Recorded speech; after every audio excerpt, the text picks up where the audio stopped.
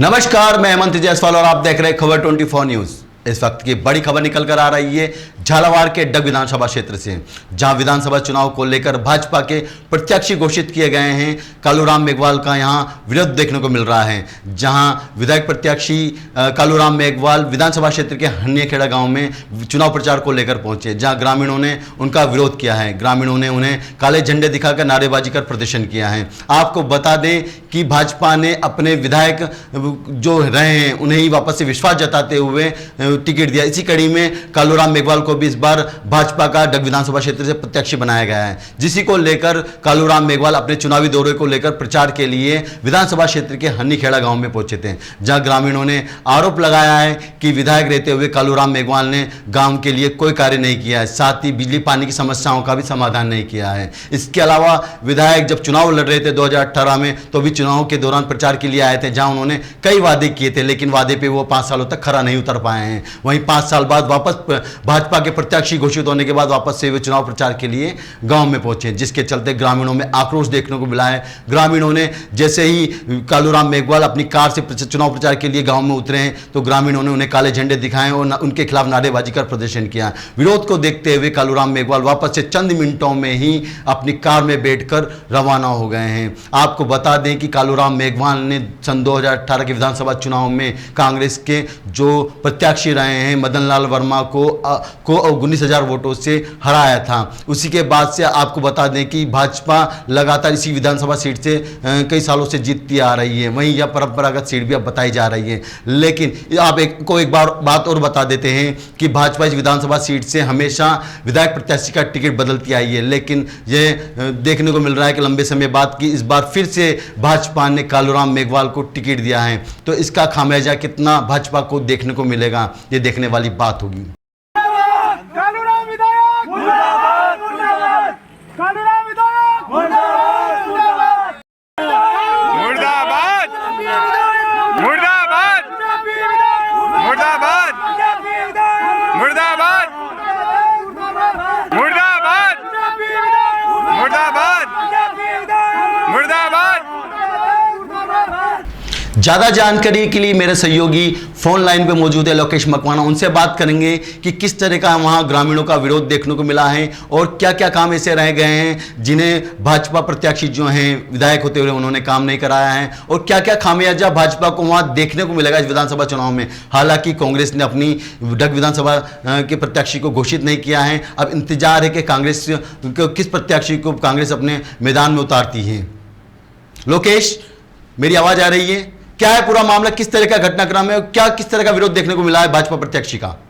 विरोध की बात करें तो भारतीय जनता पार्टी की अपूर्व पहली लिस्ट जो 41 की जारी हुई थी, विरोध की परंपरा वहीं से शुरू हो गई थी। राजस्थान में 41 की सूची भाजपा ने पहले जारी करी थी, उसके बाद दूसरी सूची जारी करी, उसमें भी विरोध झेलना पड़ा। हम अपूर्व बात करें राजसमंद, चित्तौड़, कई जगह विरोध का सामना है, जो प्रत्याशी को फिर दोबारा उतारने को लेकर विरोध जताया गया। ऐसे में डग विधानसभा भी जो है कालूराम मेघवाल जो दोबारा उनको भाजपा का प्रत्याशी बनाया गया है। और ऐसे में विकास की हम बात करें तो सरकार जो है वर्तमान में कांग्रेस की है। ऐसे में उन्होंने कई मुद्दों को लेकर भी बात करी है, लेकिन कहीं ना कहीं देखा जा रहा है कि जो भवानी मंडी है, बिलवाड़ी है, पीपलिया है, इधर कहीं ना कहीं उनका भी कहीं ना कहीं इतना काम जो है देखने को नजर नहीं आया। ऐसे में वो समय समय पर मुद्दे भले उठाते गए हों, लेकिन आज जब उनका सामना डग विधानसभा के ग्रामीणों से पड़ा, तो वहाँ जब वो प्रचार प्रसार के लिए गए, मतदाता से वोट मांगने गए, तो उनको काले झंडे का विरोध का सामना करना पड़ा। और जब उनके समर्थकों ने उनको समझाने की कोशिश की, तो कहीं ना कहीं वो माने नहीं। ऐसे में अभी कांग्रेस ने झालावाड़ की चारों सीटों पर अपने उम्मीदवार नहीं उतारे। देखना है कि कितना जो विरोध है वो भारतीय जनता पार्टी में देखा जा रहा है, अब कांग्रेस में भी विरोध देखा जा रहा है, लेकिन कालूराम मेघवाल का जो विरोध है वो आप टीवी स्क्रीन पर देख रहे हैं, किस तरह से काले झंडे दिखाए जा रहे हैं, लोग उनकी गाड़ियों के आगे खड़े हो रहे हैं। कहीं ना कहीं जो विरोध है वो विरोध भाजपा के साथ में ज्यादा देखा जा रहा है। लोकेश, जैसा कि भाजपा के कई प्रत्याशी बनने के लिए उम्मीदवार मैदान में थे और हर बार परंपरा रही है कि भाजपा हमेशा अपना कैंडिडेट बदलती आई है। इस बार वापस से कालूराम मेघवाल को टिकट मिला है, तो कहीं ना कहीं भाजपा के अंदर अंतरा चले तो देखने को नहीं मिल रहा है। नहीं, सबसे पहले एक जानकारी दे दूं, ये गृह क्षेत्र पूर्व मुख्यमंत्री वसुंधरा राजे का गृह क्षेत्र है, उनके बिना कोई टिकट नहीं होता। उनकी सहमति टिकट की है और कम से कम अभी पूरे कोटा हाड़ौती में 11 सीटें उनको मिली है।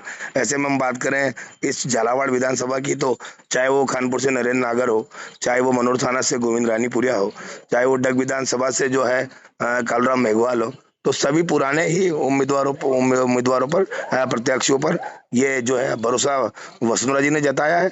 अब ये देखना है, विरोध तो देखो जब एक मैदान में उतरता है तो उसका विरोध होता ही है, लेकिन काले झंडे दिखाकर जिस तरह से कालूराम का विरोध किया जा रहा है, अब आगे और क्या कारण बनते हैं। जैसे ऐसे अभी वर्तमान में कांग्रेस के उम्मीदवार की सूची जारी नहीं हुई है। अभी देखना है कि कहीं ना कहीं अगर पुराना चेहरा फिर से कांग्रेस उतारती है तो वो भी कहीं ना कहीं एक सामान बिठाने की कोशिश की जाएगी, लेकिन वर्तमान स्थिति में भी कालूराम मेघवाल जो प्रत्याशी है उनको विरोध जरूर झेलना पड़ रहा है। जैसा कि लोकेश देखने में आया है कि हमेशा जो भी अंतकलह भाजपा में रहता है वो अंदर ही रहता है। विधानसभा यानी कि झालावाड़ में कहा जाता है कि वसुंधरा का गृह क्षेत्र है और विरोध सामने कभी नजर नहीं आया है। लेकिन पिछले जो विधायक रहे हैं कालूराम मेघवाल से पहले रामचंद्र सोनीवाल, इनका भी इसी तरह से काले झंडे दिखाए गए हैं, उन्हें माला पहनाने का भी बात सामने आई थी। और सेकंड बार अब वापस से देख रहे हैं कि वसुंधरा के नेतृत्व में उनके कहने पर ये टिकट वितरण की बात कही जा रही है और विरोध देखने को मिल रहा है। कहीं ना कहीं अब आम जन सामने आके विरोध करते हुए तो नहीं दिख रहा है। प्रत्याशी जब मैदान में जाता है तो वो कई वादे करता है और बहुत से वादे ऐसे जो पूरे नहीं हो पाते हैं। ग्रामीण अपना जो ये इलाका है डग विधानसभा, ये एक सोंदिया बेल्ट माना जाता है। मैं आपको बता दूं, मतदाता जो है वो 2 लाख 2.5 लाख करीब मतदाता है। सबसे ज्यादा जो है ग्रामीण अंचल अपना किसान समृद्धि ये जो है इलाका माना जा रहा है। ऐसे में कहीं ना कहीं उनकी जो बातें हैं वो उन तक नहीं पहुंच पाई हो, उनके विकास की बात नहीं पहुंच पाई हो। इसको लेकर ये काले झंडे दिखाने का जो खेल शुरू हुआ है, अभी देखना है आगे, अभी बहुत चुनाव, अभी बहुत समय है। 25 नवंबर को मतदान है, 3 तारीख को मतगणना है। तो जो भी रिजल्ट आने के बाद सामने आएगी कि कौन जो है विरोध के बाद भी हार जीत में सामने आता है। ऐसे खबर 24 न्यूज जो है हर चुनावी खबर पर नजर बनाया हुआ है हेमंत। चाहे वो झालावाड़ जिले की बात हो, झालावाड़ जिले की 4 सीटों पर खबर 24 की टीम की नजर है और लगातार जो भी हम आगे अपडेट आपको बताते रहेंगे। आज भाजपा प्रत्याशी कालूराम मेघवाल को हन्नीखेड़ा गांव में काले झंडे दिखाए गए भाजपा के ही कार्यकर्ताओं द्वारा, क्या कारण रहा? इसका मुख्य कारण ये है कि कालूराम विधायक जी जो पिछली बार प्रत्याशी के रूप में चुनकर आए थे और किसानों को बिजली पानी की जो नहर की व्यवस्था और 10 घंटे लाइट बिजली का जो वादा किया था वो पूर्ण नहीं किया। उसके बाद में जो क्षेत्र में विधायक जी निजी कार्य भी करा सकते थे जनता हित के लिए, वो भी नहीं किए। भ्रष्टाचार चरम सीमा पे है। विद्युत विभाग से लेकर हर विभाग में भ्रष्टाचार हो रहा है। काफ़ी बार हमने कालूराम जी विधायक साहब को भी अवगत कराया, लेकिन वो फ़ोन नहीं उठाते और 5 साल बाद अब मुंह दिखा रहे हैं। तो हमने जो परेशानी सही है ये उसका आक्रोश था। तो उनका कहना है कि हमारी सरकार नहीं थी, बीजेपी की सरकार नहीं थी, इसलिए विकास कार्य नहीं हुए। तो इस बार फिर भाजपा ने उन्हें पुनः प्रत्याशी बनाया है और उनके पास क्या सबूत है कि अगली बार भी भाजपा की सरकार बन जाएगी। तो जो विधायक का पद होता है उस पद की गरिमा के साथ में जो किसानों के साथ में भ्रष्टाचार हो रहा है, लाइट नहीं मिल रही है, डिपिया जल जाती है, छोटी मोटी अनेकों समस्याएं। हमारे अभी फसल को खराबा हुआ था सोयाबीन का।